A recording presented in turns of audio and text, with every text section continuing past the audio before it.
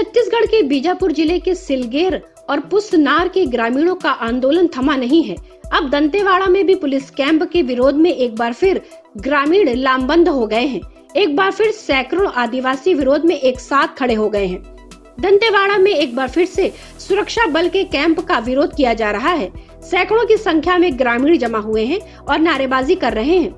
ग्रामीणों ने दावा किया है कि जिस जमीन पर कैंप खोला गया है उस जमीन पर ग्रामीणों का अधिकार है। ग्रामीणों ने कहा है कि जेल में बंद ग्रामीणों को अब तक रिहा नहीं किया गया। सरकार ने हमारे साथ वादा खिलाफी की है। बस्तर में विकास के नाम पर विनाश किया जा रहा है। ग्रामीणों ने कहा कि बस्तर में झूठी मुठभेड़ों में गरीब आदिवासियों को मारा जा रहा है। युवक युवतियों को नक्सल प्रकरण में जेलों में बंद किया जा रहा है। ग्रामीणों ने कहा है कि जिले में आंगनवाड़ी कार्यकर्ता सहायिकाओं का वेतन भी नहीं बढ़ाया गया। साथ ही पढ़े लिखे युवाओं को रोजगार भी नहीं दिया जा रहा। सरकार पुलिस में युवाओं को भर्ती कराना चाह रही है, लेकिन कोई भी युवा पुलिस में भर्ती नहीं होना चाहता। उन्हें पुलिस की नौकरी को छोड़कर अन्य कोई भी नौकरी सरकार जल्द से जल्द दे। ग्रामीणों ने कहा कि मंत्री वासी लखमा ने झूठ बोलकर चुनाव जीता है। लखमा अपना वादा भी भूल गए हैं। ग्रामीण पिछले 2 दिन से इस कैंप के विरोध में जुटे हुए हैं। दंतेवाड़ा जिले के धुर नक्सल प्रभावित इलाके नहाड़ी गांव के जिले के नीलावाया, मुलेर समेत आधा दर्जन से अधिक गांव के ग्रामीणों ने आंदोलन किया है। पारंपरिक हथियार और नृत्य के साथ ग्रामीणों ने विरोध प्रदर्शन किया। पुलिस कैंप को लेकर ग्रामीणों की भीड़ ने महिला और बच्चों की संख्या ज्यादा देखने को मिली।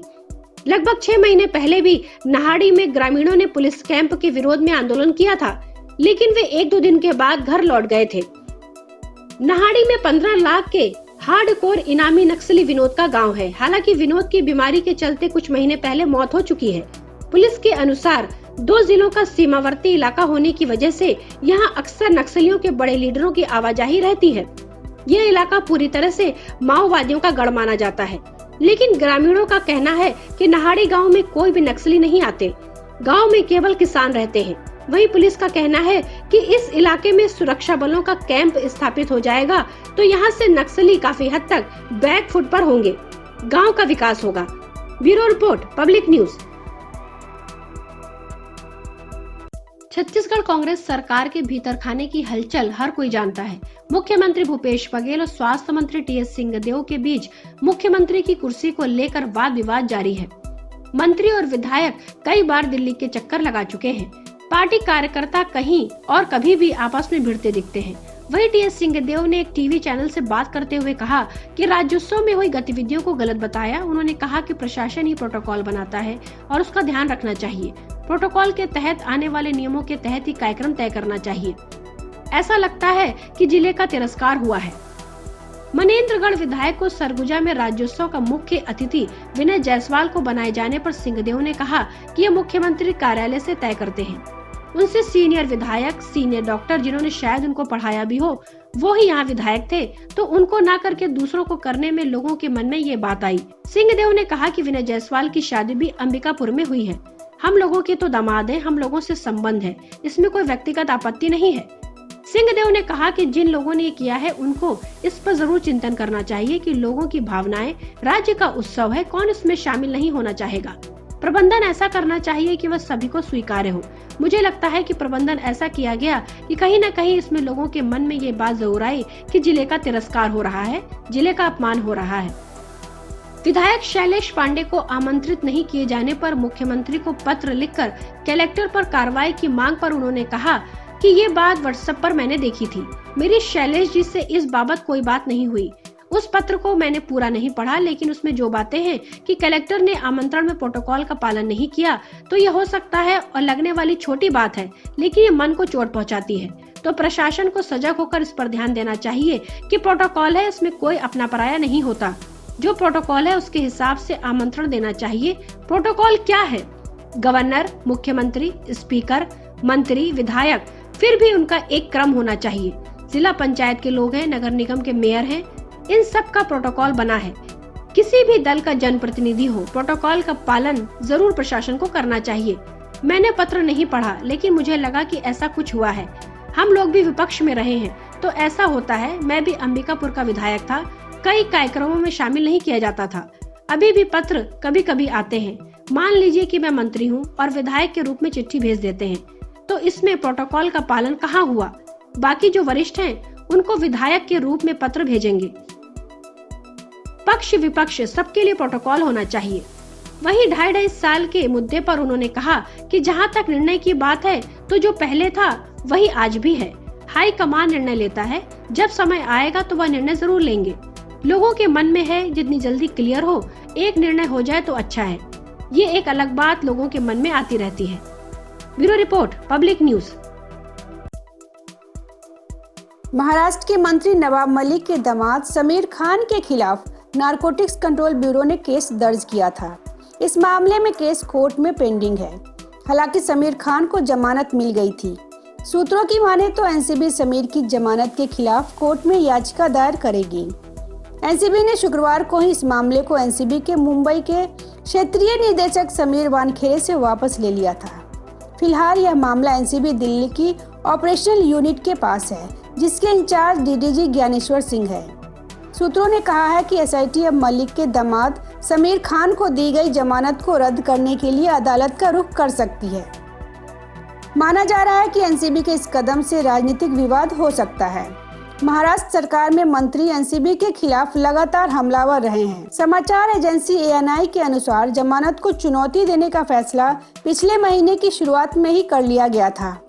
समीर खान को एनसीबी ने तब तलब किया जब एनसीबी को एक अन्य ड्रग मामले में एक आरोपी के साथ 20,000 रुपए के लेन देन के सबूत मिले थे। उन्हें जनवरी में गिरफ्तार किया गया था।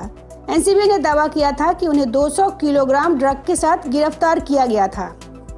एनसीबी की जांच में यह पता चला था कि समीर खान ड्रग पेडलर करण सजनानी ट्रक सिंडिकेट में बतौर सक्रिय सदस्य काम करता था।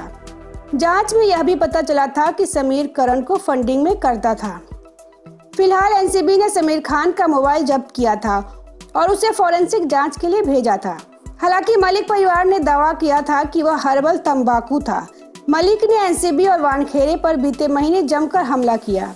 समीर खान का मामला तब सुर्खियों में आया जब एनसीबी ने पिछले महीने बॉलीवुड स्टार शाहरुख खान के बेटे आर्यन खान को ड्रग्स ऑन क्रूज मामले में गिरफ्तार किया था।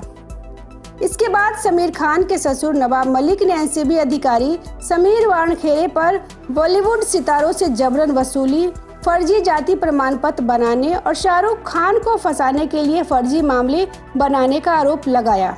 मंत्री ने एजेंसी पर बॉलीवुड और महाराष्ट्र की छवि खराब करने की कोशिश करने का भी आरोप लगाया है।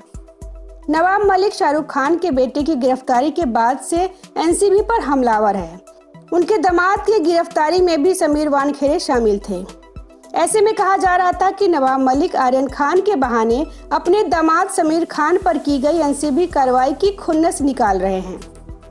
शुक्रवार को ही वानखेड़े से मामले वापस लिए जाने के बाद मलिक ने कहा था कि एनसीबी अधिकारी को मामले से हटाना अभी शुरुआत है। एनसीबी नेता मलिक ने कहा था, आर्यन खान मामले समेत 5 मामलों से समीर वानखेड़े को हटाया गया है। कुल 26 मामले हैं जिनकी जांच की जरूरत है।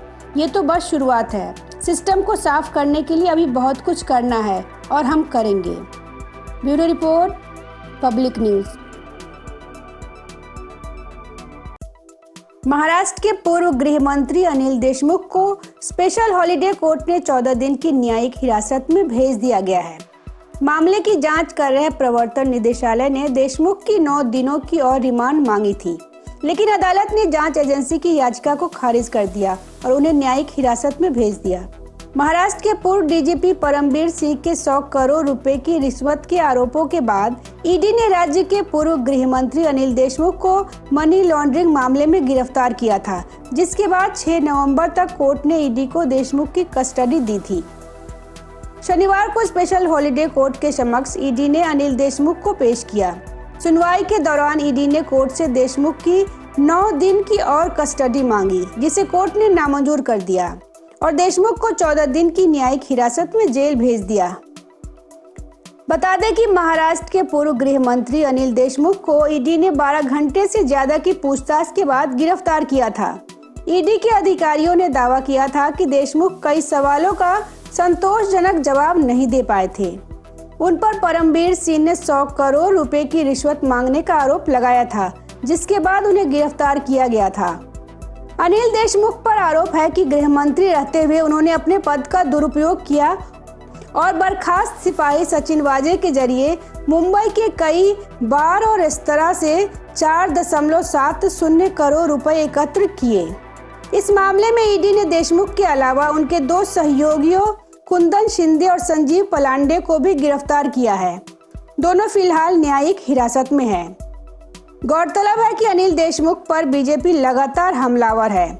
अनिल देशमुख की गिरफ्तारी पर बीजेपी नेता किरीट सोमैया ने कहा कि अनिल देशमुख गिरफ्तार हो चुके हैं, अब औरों की बारी है। बेटे, दामाद, पार्टनर्स और अनिल परब समेत एनसीपी से लेकर शिवसेना तक फंड पहुंचता था। Bureau report, public news.